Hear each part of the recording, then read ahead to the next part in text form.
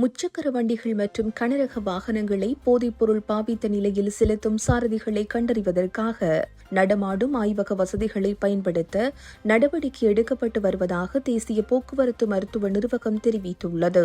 இதுகுறித்து கருத்து தெரிவித்த அந்த நிறுவனத்தின் தலைவர் பேராசிரியர் ஜூசி பி பெரேரா, இந்த விசேட வேலை திட்டம் எதிர்வரும் மாதங்களில் நாடு தழுவிய ரீதியில் நடைமுறைப்படுத்தப்படும் என குறிப்பிட்டார். முன்னோடி திட்டமாக கொழும்பு பெஸ்டியன் மாவட்டத்தில் முன்னெடுக்கப்பட்ட சோதனையில் 57 பயணிகள் பேருந்து சாரதிகள் இந்த நடமாடும் ஆய்வக பரிசோதனைக்கு உட்படுத்தப்பட்டனர். அவர்களில் 10 சாரதிகள் பல்வேறு வகையான போதைப் பொருட்களை பயன்படுத்தியுள்ளமை உறுதி செய்யப்பட்டுள்ளதாக அவர் மேலும் தெரிவித்தார். பொதுமக்களின் பாதுகாப்பை உறுதிப்படுத்தும் நோக்கில் போலீசாரின் ஒத்துழைப்புடன் இத்தகைய திடீர் சோதனைகள் இனிவரும் காலங்களில் தீவிரப்படுத்தப்பட உள்ளன.